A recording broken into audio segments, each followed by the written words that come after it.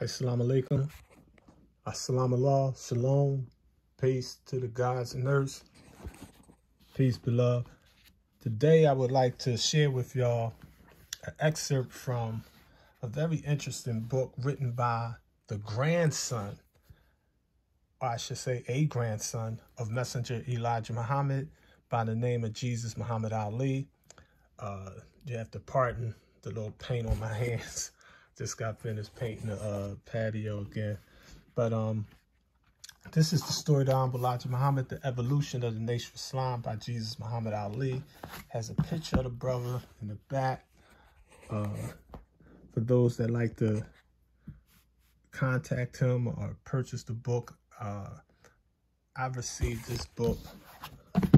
I ordered this. It came out 2000. I ordered it, I think, as soon as it came out. Yeah, I ordered it on July 1st, 2000. I received it on July 1st, 2004. And I remember the brother, he used to write, at least I recall, this was back in like the 1990s. I read an article or an interview he did in the Muhammad Speaks with Brother Minister Levi Kareem out Detroit, Michigan. And he's an artist also, I recall that. But let me give him some credit by reading the topics that he's covering in his book, because it's his wisdom. Sharing precious memories, topics covered in this book. As a family member, the impact of Malcolm X's brutal assassination and the stench of his controversy. The indelible impressions of traveling alone at 19 years of age while being received as an honored guest, artist, and cultural emissary. So yes, he is an artist and cultural emissary to Saudi Arabia's King Faisal and his sheikhs in November of 1968. The bond that grew out of this visit between my grandfather and me, I believe he's quoting the messenger here when he says, he couldn't even speak the language, and he took my message all the way up to the king. The fall of the Honorable Elijah Muhammad's Nation of Islam from the vantage of a grandson who served him at his bedside during those last few weeks.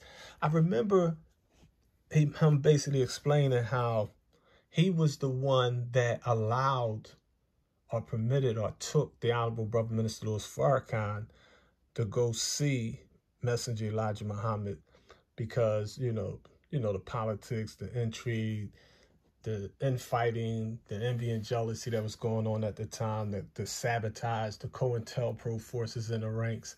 I mean, they were forces that were stopping Brother Minister Farrakhan from physically seeing the messenger. And I believe that the grandson went and got with his grandfather, was able to bring Brother Minister Farrakhan up there to talk to the messenger. I mean, perceptions of Saudi Arabia as one of America's greatest industrial allies for 70 years, whose own religiously based social economics cultivated the harvest visit upon us all in 2001's 911. This is published from the JMA Publishing, 4631 South Lake Park Avenue, Suite 207D, Chicago, Illinois, 60653. Now, I want y'all to remember, I received this book like 20 years ago, so this address may not be up to date. I would recommend you check out the website and email, JMA or masterprince.com, JMA.masterprince.com, or email jmamasterprince@msn.com. Know what I mean? Or you probably could look this up on Amazon. But again, this is a picture of him. Oh, they got a crap picture of when he was a young FOI. I think he was like 19 years old or something like that there. But you can see the messenger and the brother. But this is the...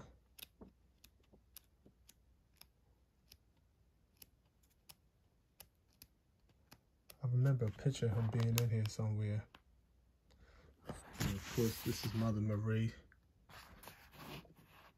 the messenger's beloved mother, is Umi. This is a picture I remember from Muhammad Speaks that he shared. I remember that picture because he had the kufi on.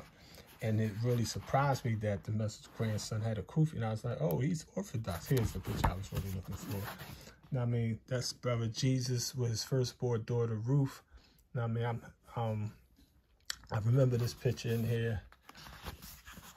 The Honorable Minister was Farrakhan, the Merry Man March.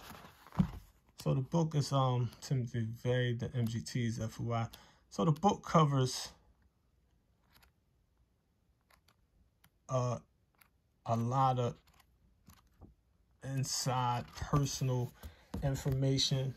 Me being, you know, a staunch follower of his grandfather, I stick with his grandfather teachings, you know what I mean? The sheikhs of Saudi Arabia and King Faisal and all them guys. You know what I mean? I'm like, you know, a lot of them Arabs was more into the money and the oil than black salvation or liberating black people. A lot of them looked at blacks as niggers too. So I'm not an advocate of the sheikhs and the Arab or none of that. Now, I mean, I recognize and respect all Muslims, but that's to teach us, you know what I mean? We're not trying to trade a white slave master for an Arab slave master. It ain't happening. You know what I mean? But I wanted to, plus another thing with this, even though since the evolution of Nation Islam, the brother from the language and the quotes, you know what I mean? Like the messenger is in paradise. And, you know, Imam Mufti Muhammad used to say a lot of things like, may Allah forgive him for his sins and things of that nature. They speak of this mystery God. Like the Honorable Elijah Muhammad went to some mystery hell, or maybe he begged his way into this mystery heaven, or maybe he was naive and deceived by Master Muhammad. Therefore, Allah, the mystery God, forgave him and allowed him to enter into some spooky paradise. Just a bunch of spooky crap to me, actually. But that I remember that language back in the 80s. Now, I mean, I remember Imam Mufti Muhammad saying things like, Master Muhammad is not God. He's not Allah. Do Allah fart? Now, I mean, that's how disrespectful and joking and, now I mean, and now I mean, condescending they became to Master Muhammad and Messenger Elijah Muhammad. I mean, so the messenger defended his position in Message to the Black Man, Answer to His Critics, and he explained how, you know what I mean, you know, some of the prophets have disbelievers in their own families, in their own household. Look at Lot's wife. You know what I mean? That's all in the struggle. You got to just keep pushing it. You know what I mean? But I wanted to read something about Imam Mufti Muhammad real briefly when this transition, as they call it, took place. This is his uncle, Imam Wallace-Din Muhammad, in full Arabian garb.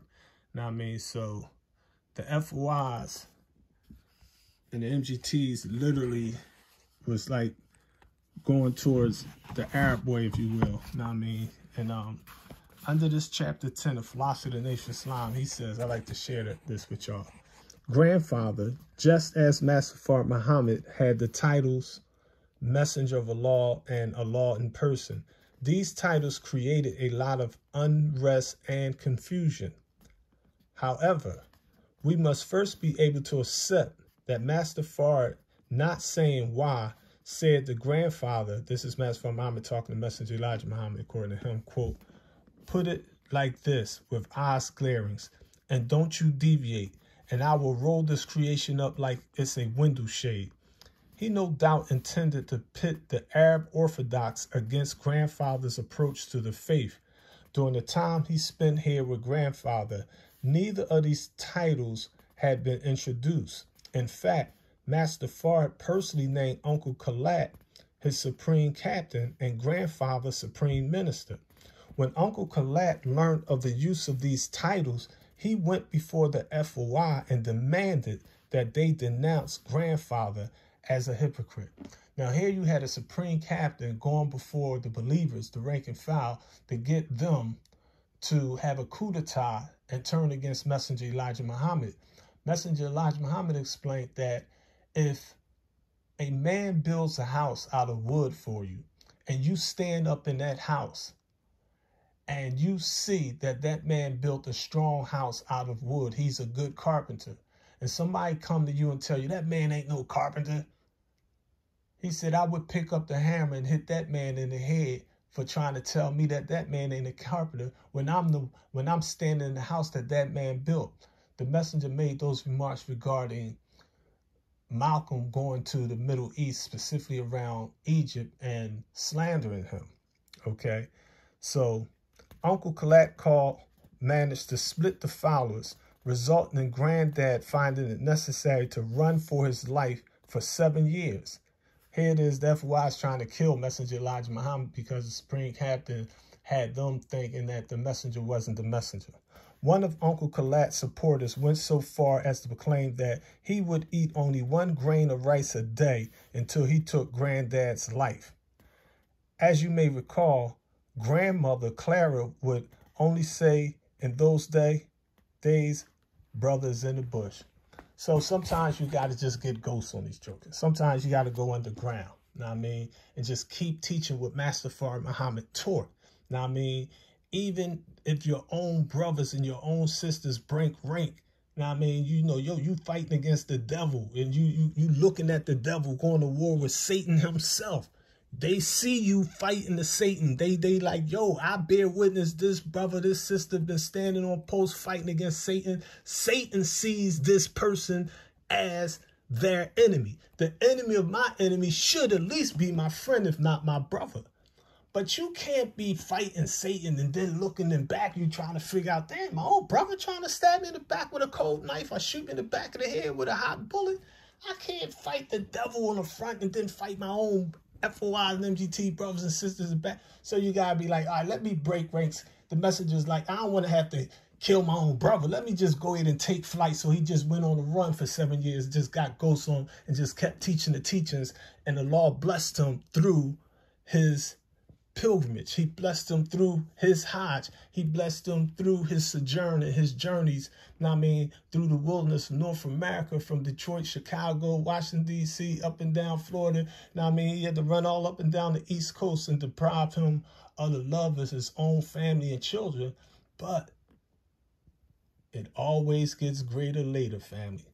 So you keep your head high. You keep the faith. You know what I mean? You be like, but what if they kill you? So what? I mean, what if I kill them? That should be their concern. But out of the mercy of the law, the messenger know that they acting out of ignorance. So when they was crucifying Jesus, they didn't just crucify. Jesus was crucified between 2 thieves. And you know what he said? Forgive them, Father. They know not what they do. The struggle continues. Salam Allah. Keep teaching the messenger teachings.